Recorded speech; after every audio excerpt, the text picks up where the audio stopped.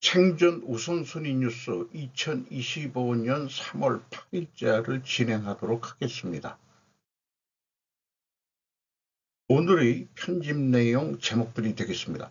법원 윤 대통령 구속 취소 결정, 대통령실 윤 구속 취소의 긴급 수석회의 소집, 트럼프의 연설에서 앨런 머스크 옆에 앉은 미스터리한 금발 여성의 신원 확인, 유럽연합 우크라이나 지원에 대한 공동입장 합의 실패, 트럼프 발언 요지 어떤 환경에서도 일본은 미국을 지키지 않아도 된다. 누가 거래했나?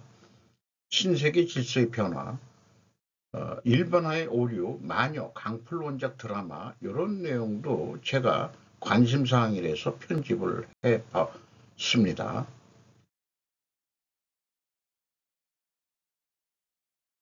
법원 윤 대통령 구속 취소 결정, 이현승 기자가 조선비지에서 3월 7일 날 14시 49분에 보도한 내용입니다. 법원 공수처의 내란죄 수사권 등에 대한 의문해소위의 구속 취소, 검찰이 윤 대통령 구속기간 넘긴 뒤에 기소해, 변호인단 즉시 서방하는 것은 아니고 검찰이 즉시 항고 가능하다는 단서를 달고 있습니다. 앞서 윤 대통령은 공수처가 자신을 부당하게 구속했다는 이유로 법원에 구속 취소를 청구했다. 구속 취소 결정은 구속될 사유가 애초부터 없거나 구속된 뒤에 그런 사유가 사라진 경우에 내려진다. 서울중앙지법은 형사합의 25부 지기현 부장판사는 윤 대통령이 낸 구속 취소 청구의 이유가 있다며 구속 취소 결정을 내렸다. 윤 대통령은 지난 4일 구속 취소 청구를 했고 재판부는 같은 달 20일 신문기일을 진행했다. 구속 취소 사유로 크게 두 가지. 첫 번째가 수사 과정의 적법성에 관한 의문의 여지를 해소하고 절차의 명확성을 기하는 것이 바람직하므로 구속 취소 결정을 하는 것이 상당하다. 두 번째는 윤 대통령의 구속기간이 만료된 상태에서 기소가 됐다는 것이 법원의 얘기인 것입니다. 어쨌든 이제 그 형사재판도 하고 있게 됐는데 구속 취소가 돼서 풀려나면은 법원에 모두 불구속 상태로 출석을 할 수 있다. 이렇게 소개를 하고 있습니다.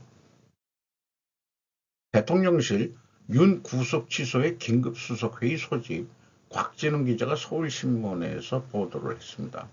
법원이 용기 있는 결단 내려 한남동 대통령 관저로 복귀할 것으로 예상되자 이에 따른 방안 등을 논의한 것으로 보여진다. 이렇게 얘기를 했습니다. 지난 15일에 체포된 이후 51일 만에 그 구속 취소 결정이 됐다는 얘기입니다. 시간이 그렇게 빨리빨리 지나가고 있네요.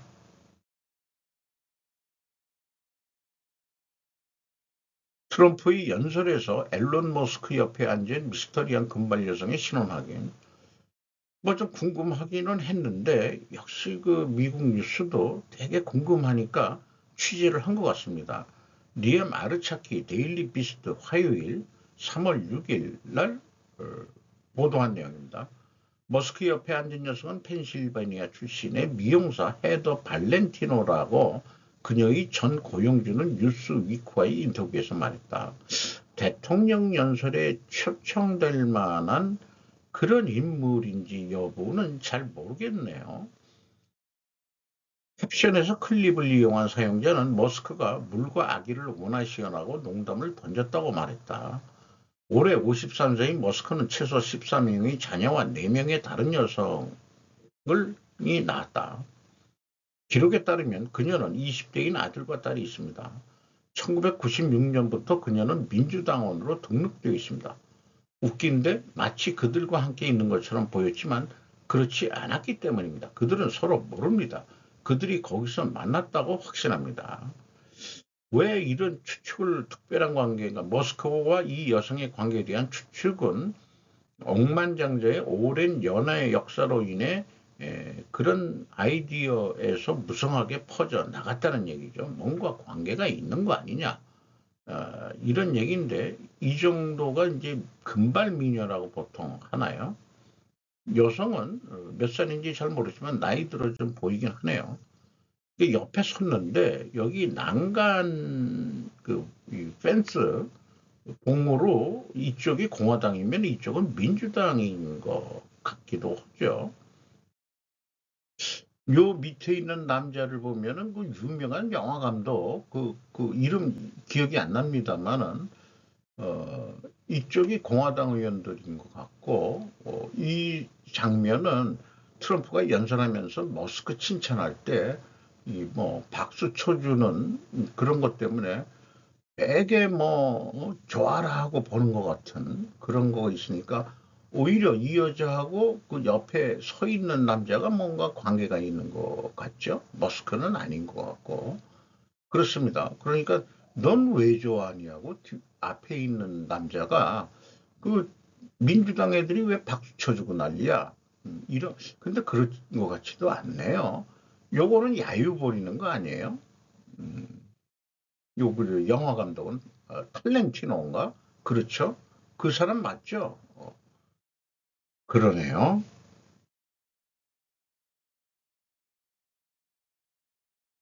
유럽연합 우크라이나 지원에 대한 공동 입장 합의 실패. DPA 2025년 3월 7일 오전 5시에 보도를 했습니다. 헝가리가 키예프에 대한 추가 지원을 약속하는 성명을 지지하지 않자 유럽연합은 목요일 우크라이나에 대한 지원에 대한 공동 입장에 합의하지 못했다. 말로는 다 지원한다고 그러지만 실제 각 나라가 다들 곤혹스러울 거예요. 어쨌든 헝가리 총리는 빅토르 오르반은 친러적이고 또 트럼프한테도 일찍 찾아왔던 사람이죠. 그래서 그 우크라이나에 대한 접근 방식의 전략적 차이를 언급하며 거부권을 행사했다고 발표했습니다. 폰데 라이엔은 지금은 유럽의 분수령입니다. 유럽은 어쨌든 뭐 우크라이나를 보호하고 지속적으로 정의로운 평화를 추구할 수 있는 위치에 두어야 하므로 스스로를 보호할 수 하고 방어할 수 있어야 합니다라고 덧붙였는데 지원이 만만치는 않을 것 같다고 그러죠. 유럽연합 우크라이나 지원에 대한 공동 입장 합의 실패. 일본 프레젠토 온라인에서도 보도를 했습니다. 방위비 증가 찾는 스타머 정권, 이 ODA 기준 수준을 현행 명목 GNI 국민총소득의 0.5%에서 0.3%로 낮춰 방위비를 충당하겠다. 딴 데서 나올 데가 없으니까 국민 총소득을 줄여서 방위비 쪽으로 옮기겠다. 영국 국민들은 더 살기가 깝깝해지겠네요. 2020년 유럽연합에서 이탈했죠. 그래서 더 이상 EU가 정한 재정 운영 룰을 지킬 필요가 없기 때문에 이 점에 있어서는 방위비 증액 수단으로 국채를 증발하는 것이 용이한 환경에도 불구하고 스타머 정권은 세출의 재검토를 통해서 방위비의 재원을 확보하고 있다. 왜 그럴까? 좌파 정책 균형을 고심하기 때문이다. 그 이유는 스타머 정권이 많은 좌파 정책을 꾀하고 있다는 데 있다. 영국민 기다리는 인플레이션. 영국의 인플레이션은 2024년 말에 상향 조정돼 2%의 물가 목표를 상회하고 있다. 일본에 이르는 트럼프 행정부의 압박. 트럼프 행정부는 먼저 상대에 대한 높은 공을 던지고 현실적인 낙오점을 찾는 협상소를 사용한다. 트럼프 정권과의 관계를 악화시키지 않기 위해서도 방위비를 늘리는 자세가 매우 중요하다. 일본도. 이는 일본도 마찬가지인 거죠. 세출의 재검토를 도모하지 않고 쓸데없이 방위비를 늘리게 되면 일본의 재정은 더욱 악화가 되는 것과 동시에 고인플레이션의 장기화라고 하는 형태로 국민 생활의 압박이 강해지는 것이다. 라고 스시다 요스케 미쓰비시 UFJ 리서치 뭐 컨소시엄인가 그런 것만 있는데 부임 연구원이 그렇게 기고한 글입니다. 어쨌든 이것은 일본이 현재 그 디프레이션을 정식 선언을 할 기회가 왔다. 뭐 이런 것도 있지만은 어쨌든 일본도 방위비를 올리게 되어 있는데 트럼프가 계속 압박을 한다는 얘기는 2차 대전의 주범이기 때문에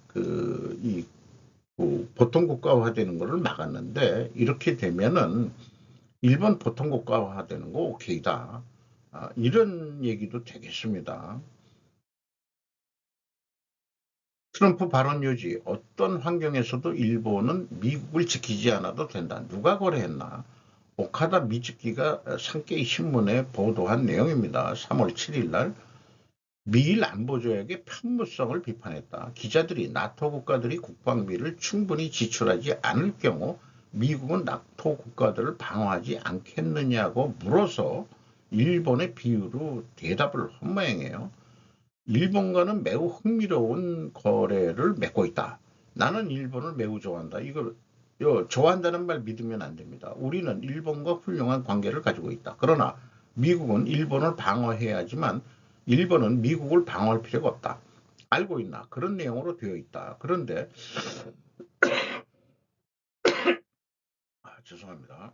그런 내용으로 되어 있는데 일본은 우리와 짜고 큰 돈을 벌고 있다. 하지만 미국은 일본을 지켜야지만 어떠한 환경 하에서도 일본은 미국을 지키지도 않아도 되는 것이다.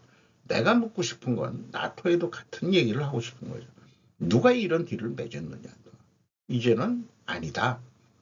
트럼프는 일본과 달리 어떤 딜을 원하는 것일까? 일본의 방위비를 올리라는 것일까? 제 견해입니다.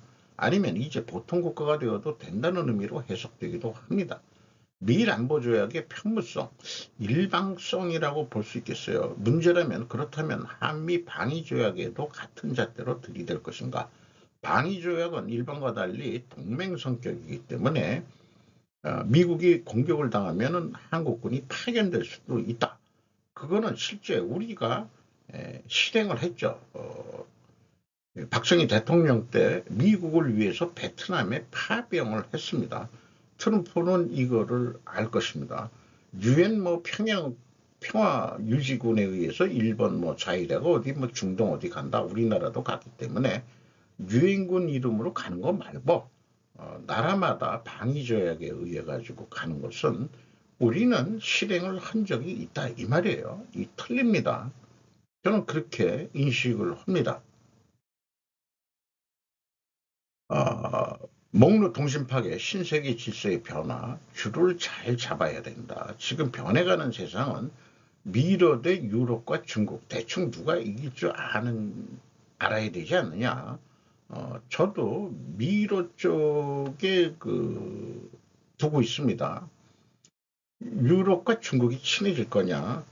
중국이 추파를 던지고 있죠.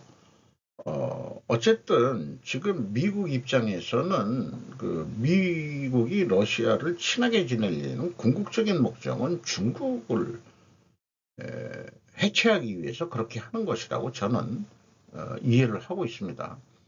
그리고 중국과 러시아는 표면적으로만 친한 것이다. 소주민족 갈등 이런 것들이 있고 신장 위구르 탄압할 때 그 당시 소련도 카자흐스탄 지금의 카자흐스탄 국경을 열어서 망명자들을 수용하게 했다는 것도 있고 그리고 2022년에는 카자흐스탄의 쿠데타가 성격으로 해서 정권이 바뀌었는데 친족파가 축출이 됐다고 해요. 미국, 러시아, 사우디 3개국이 합치면 전 세계의 석유를 좌지우지 올 수 있다. 한 75% 정도 비중이 되지 않겠냐. 미국, 러시아, 사우디가 합쳐지면은 트럼프의 미국이 영포 로스차일드 가문과 싸우는 것이다. 이것을 인식하면 많은 국제관계를 이해할 수 있다. 김정은과 트럼프가 손을 잡을 수도 있다. USAID의 지출 내역을 봤더니 우크라 지원금으로 패션쇼도 지원했다. 마크롱 대통령은 미국이 우리 편에 남아있지 않을 경우를 대비해야 한다며 유럽의 국방력 증대 필요성을 강조했다. 유럽 땅에서 유럽산 무기를 구매하고 생산하기 위해 대규모 공동자금이 결정될 것이라고 예고. 말만 하고 젤렌스키에게 프랑스군은 파견하기 어렵다고 말했다고 합니다. 그 경우 파견된다면 평화 협정 후에나 적응 가능하다고 젤렌스키한테 얘기를 했다는 거예요. 바보 삼형제들 영국, 프랑스, 우크라이나라고 지칭을 하네요.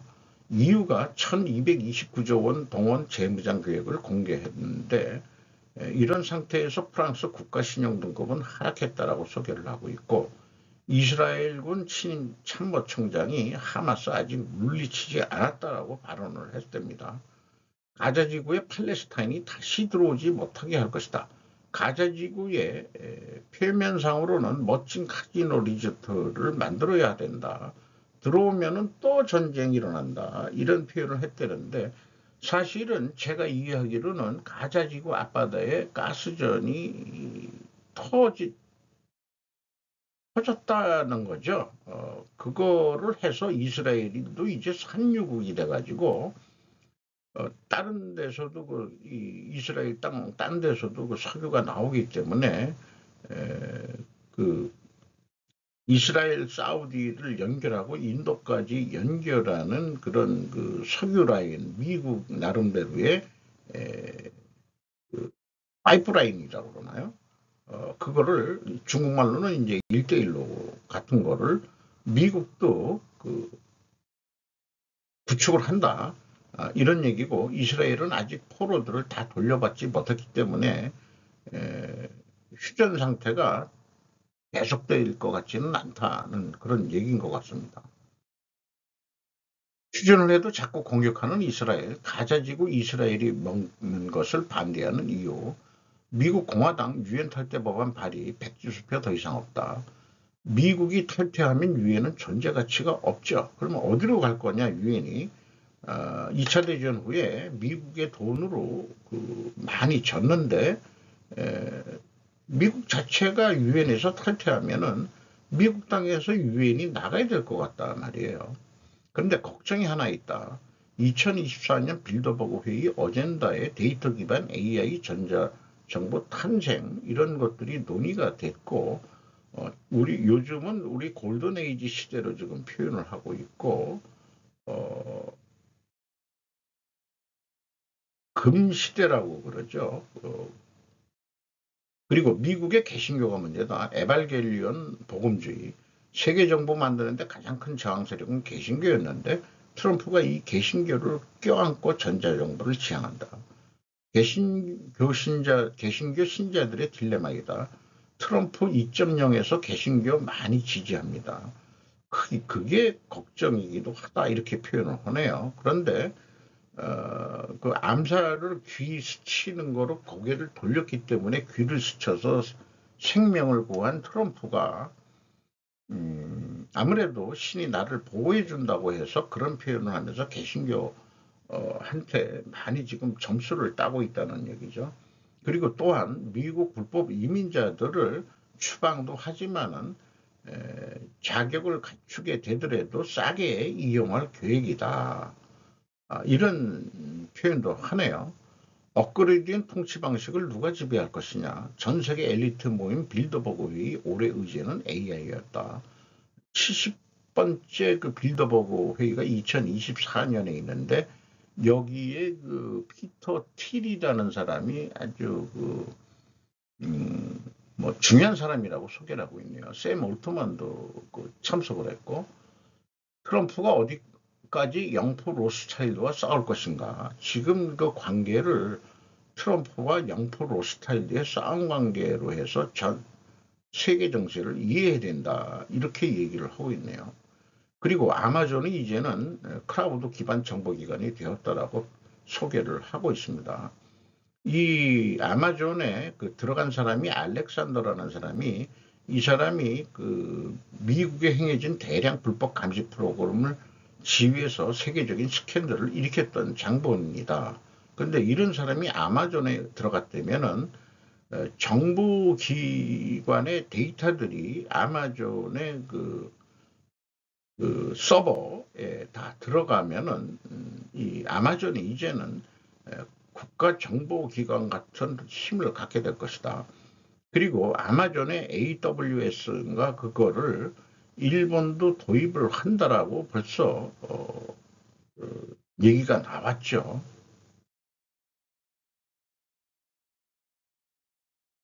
중국 견제가 주목적이다. 중국을 엿먹이기 위해서도 트럼프, 김정은 만날 것이다. 김정은, 푸틴 얹고 트럼프 만나면 중국의 최악이다. 미국은 이제 하나의 중국을 인정하지 않는다고 홈페이지에서 그 말을 뺐답니다. 트럼프가 세계를 부동산 시장화하고 있다. 미국 시민권 가치는 500만 달러, 약 72억 원 골드카드인데 이거 살 사람 많다 이런 얘기를 쭉 풀어가고 있습니다. 그렇게 되면은 미국 재정 적자를 좀 갚을 수 있다. 이 완전 부동산 개발 업자의 그 사고방식으로 이런 아이디어가 어떻게 나오는지 놀랄 지경이다 이런 얘기예요. 트럼프 1.0의 인재들은 한계가 있었는데 지금 엘리트 세력들이 이제 2.0에 참여하고 있다는 얘기죠. 엘리트라고 여기서 표현하는 것은 많이들 그림자 정보 또는 딥 스테이트 이런 사람들이 자꾸 이제는 안 되겠다. 자기네들도 나서가지고 좀 해야 되겠다. 정치인들한테 정치 헌금만 줘가지고는 한계가 있다. 그러니까 실제 그 세계를 움직이는 세력들이 좀 수면 위로 지금 나오는 상황이다. 이렇게 이해가 됩니다. 미국이 드디어 제국주의로 간다. 공화정이 끝나고 제국으로 가는 것과 같다. 로마 제국이. 모든 길은 로마로 통했듯이 모든 정보는 미국으로 이제 통할 것이다. 이제 중국만 밀어내면 된다. 미 나토 대사 후보, 미의 지정학적 최대 위협은 너 아닌 중국이다. 북한을 정화하지 말고 중국을 정화하라. 한국에서 트럼프와 관계할 정치인들은 지금 현재 하나도 없다는 게 문제다. 중국에서 마약은 시와 별개이다. 시가 마약의 카르텔들을 현재 건드릴 수 없는 상태라고 표현을 하고 있네요. 위기의 일본, 요 앞부분만입니다. 일본과 호주, 우리가 우크라 돕겠다. 유럽과 아시아 안보협력, 트럼프, 일중 통화 약세 계속하면 관세로 갚아줄 것. 이런 얘기가 나오니까 자기네들은 우크라이나 지원을 안 하고 지금 평화협정 맺으려고 그러는데 일본과 호주가 생뚱맞은 얘기를 하면은 또 관세 때리겠다. 그리고 통화 니들 앵화 약세 만들어가지고 수출을 하는 거 아니냐. 이렇게 돼서 이제 또 공격을 하는 거죠. 일본 정치들은 좀 고시직한 것 같다. 20화 시계로 파벌이 없다는 거 문제고. 최대 파벌은 아소 따로이다. 트럼프와 만나서 쇼부를 볼 수가 없다. 그 20화는 아베였으면 달랐을 것이다. 한국 관세 매기지 않으면 알래스카에 투자하겠다고 제안해야 된다. 한국이 매기는 것은 관세가 아니라 부가가치세라고 그때 가서 얘기해주면 된다. 백령도 중국에 팔 수 없다. 중국인에게 국내 일부 외국인 토지거래 제한하겠다. 최상목 권한대행 잘하고 있습니다. 최권한대행 한미 관세조치 논의 및 조선협력 강화 실무협의 대통령이 부재된 상태에서도 제대로 길을 가고 있다. 그리고 우리나라가 핵잠수함 아직 거론할 시기는 아니다. 우선 지명도부터 올리고 해야 할 일이다. 만들다 보면 기술도 배울 수 있을 것이다. 핵추진 잠수함을. 그리고 우리나라는 항공모함을 만들면 안 된다. 유지 보수할 돈도 없고 또 만들게 되면은 우리가 원양까지 나가가지고 뭐 활동할 그런 야망이 있는 거로 미국이 오해할 수 있을 거니까 중국이 만드는 거는 지들이 1대1로 야망에 한다고 보지만은 우리나라는 굳이 할 필요 없지 않느냐. 상륙함 정도는 만들 수 있겠죠. 상륙함, 항공모함이 아니고. 근데 그 상륙함에도 비행기를 얹어놓고 할 수는 있죠. 그러니까 그 소수의 그 상륙함 정도는 만들 수 있을 것 같습니다. 2012년 얘기로 돌아가서 코트라 무역협회가 화교 자본 유치 나선다라고 그때부터 이제 벌써 우리나라의 화교 뭐 이런 게 문제가 되는 거다. 왜 자기가 요즘 우리나라가 화교가 문제냐? 이런 것들에 대한 그 정치적으로 친중적이 돼갔다 하는 얘기. 스탠다드 차타르도 이런 거 거래하며 2,500억 달러 돈 생각했다. 경향신문 2012년 거. 산지 태양광 박근혜 정부 때 장려하고 채찍은 문재인 정부가 했다. 일본 패망 후에도 조선반도만큼은 달라고 요구했던 일본 샌프란시스코 협약 때 그렇게 했답니다. 2차 대전 전에 자기네가 그 식민지 만든 한반도하고 그 대만하고는 일본용으로 해줘야 되는 거 아니냐. 그런데 얄타 회담인가 거기 회담에서 38선을 긋는 거로 그렇게 결정이 됐죠. 지금이라도 남한만큼 지금 아니면 그때 남한만큼이라도 달라고 주장했는데 미국이 거절했고 니들이 관리하는 게 아니고 우리가 남한의 그 지인군 해서 우리가 관리할 거야 뭐 이런 얘기예요. 그런데 언젠가는 이 일본이 한반도에 그 다시 들어온다 이런 시나리오도 없는 건 아니다. 일본 보수 세력에 이런 것도 있기 때문에 한국이 너무 안일하더라고 얘기하고 있습니다. 그리고 요즘 보면은 우리 한국 살기 좋은 나라다. 옛날 같지가 않다. 일본이 딴 생각하면은 재미없다. 니들 분수를 이제 알아야 된다. 아무리 불안해도 상대적으로 요즘 유럽보다 우리가 낫다 살기가. 문제는 상대적으로 그 외교 능력은 떨어진다는 게 좀 문제로 보인다고 얘기를 하고 있습니다. 일반화의 오류, 마녀, 강풀 원작 드라마, 데이터 마이너, 어, 이게 상관관계하고 인과관계 얘기이기 때문에 제가 편집을 해봤습니다. 극 중에 고등학생 시절 때 성급한 일반화의 오류, 나태한 귀납, 일부만 보고 전체를 판단하는 것, 고등학교 시절에 이런 지식을 언급을 한다? 아우, 그거 뭐, 대단한, 그러니까는 어떤 그 대학교에서 나와가지고 일하는 게 그 빅데이터 그 분석하는 데이터 마이너가 됐다 이런 얘기죠. 살아가다 보면 의도하지 않게 사람들에게 해를 끼칠 수도 있다. 빅데이터 이 안에서 반드시 필요한 것을 뽑아내야 한다.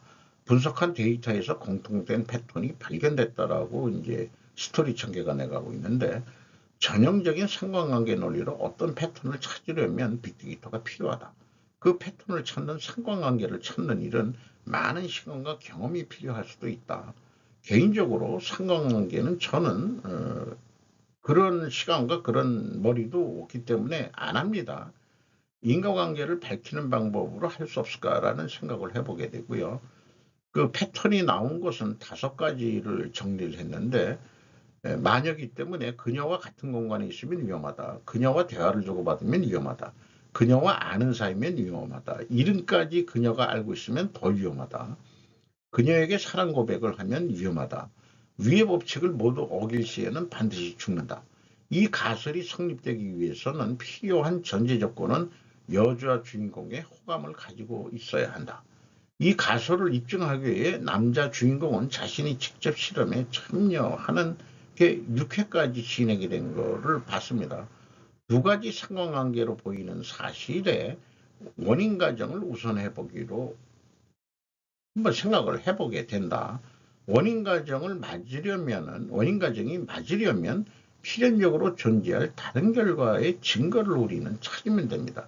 이런 인과관계 사고방식이 더 바람직하고 AI 빅데이터에 의한 의견보다도 우리는 이런 논리력을 좀 더 키워야 되지 않겠냐. 그런 생각을 좀 희망해 봅니다. 일본의 주요 경제 지표가 플러스로 돌아서면서 디플레이션 종식 신호, 에코노타임즈에서 3월 7일 날 보도한 내용입니다. 아카자와 료세이 경제부 장관이 일본이 지금 인플레도 되고 있고 그러기 때문에 디플레이션 종식 선언을 좀 해야 되는지 말아야 되는지 주장하고 있다. 생산 격차, 그 다음에 아웃푸트 그 갭이라고 표현되어 있어요. 영어로는.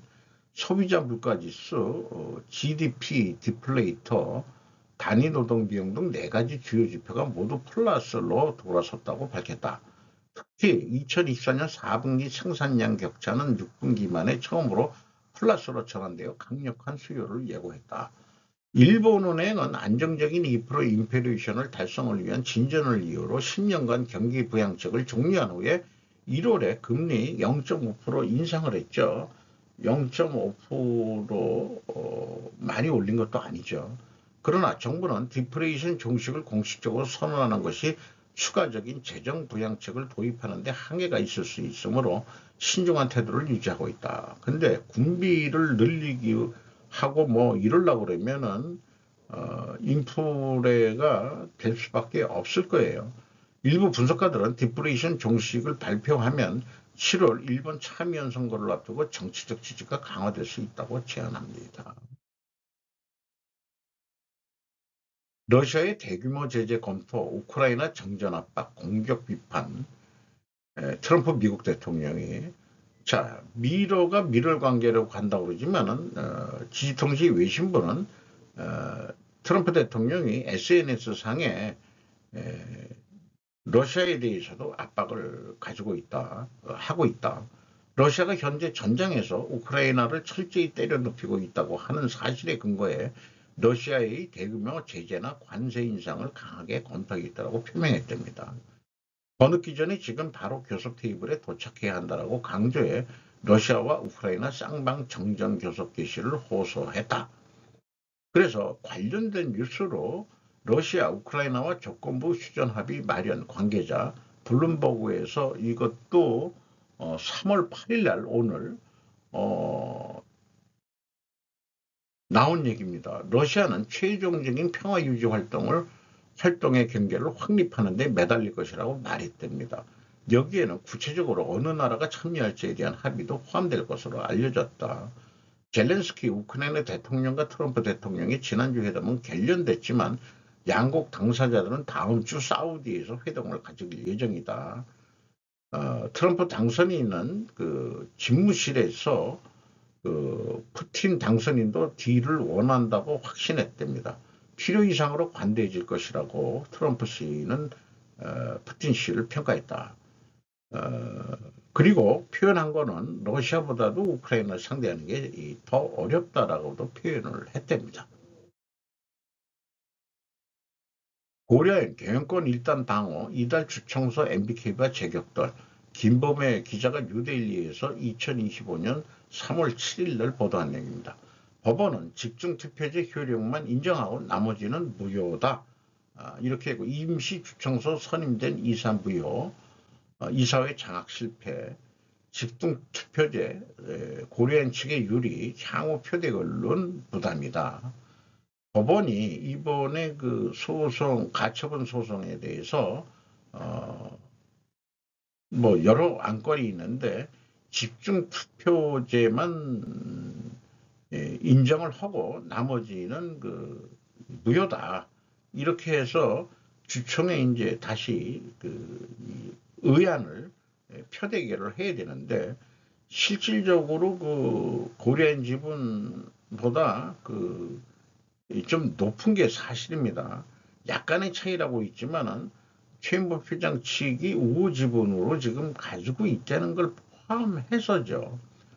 그래서 집중 투표제에 대한 그 소개를 하고 있고 3%를 초과하는 지분을 가진 주주는 그 초과분에 대해 의결권을 행사할 수 없으니까 상법에 의해서 상호 그 출자에 의한 영풍의 그 의결권이 제로가 되는 것을 빼더라도